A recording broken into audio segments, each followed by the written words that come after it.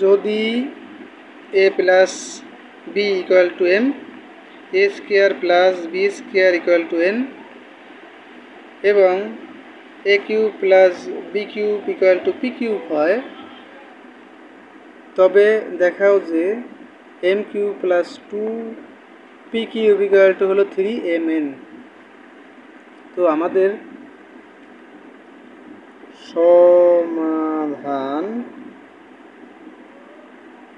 সমাধান তাইলে দেওয়া আছে, কি দেয়া আছে a plus b equal to m, a square plus b square equal to n এবং a cube plus b cube equal to হলো p কিউব। সুতরাং left hand side equal to, left hand সাইডেতে আছে m cube plus 2p cube. তাহলে m কিউবের মানটা কি? m কিউবের মান হলো a প্লাস b, এর কিউব দিয়ে আছে, এটার উপরে কিউব দেব প্লাস 2 ইন্টু p কিউবের মান কি? p কিউবের মান হলো a cube plus b cube. তাহলে এখানে ছোট করে লিখে দিব মান বসিয়ে, অর্থাৎ মান বসাই নিলাম। এটার সূত্র হলো a cube plus 3a square b plus 3ab square plus b cube, 2 দিয়ে গুণ করলে 2a কিউব, 2 দিয়ে b কে গুণ করলে 2b কিউব।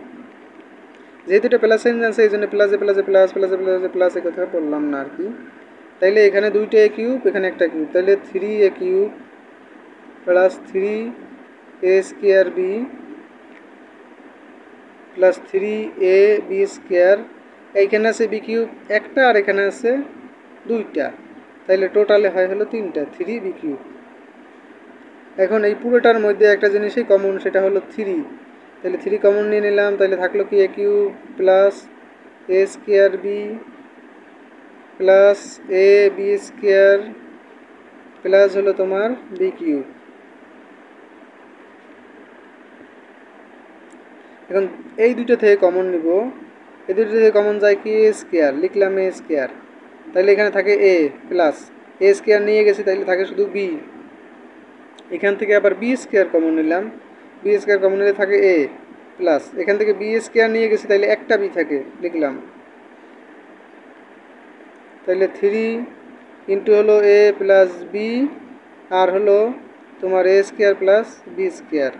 এখন আমরা পূর্বের ইসে ফিরে যাই, 3a প্লাস b এ হলো মান m আর এটার মান হলো n, যেটা আমাদের রাইট হ্যান্ড সাইডে দেয়া আছে। সুতরাং আমরা লিখতেই পারি যে left hand side equal two right hand side, কি লিখব? ফুট, যেহেতু SHOWED ফুট। এখানে একটু লিখে দিতে হবে যে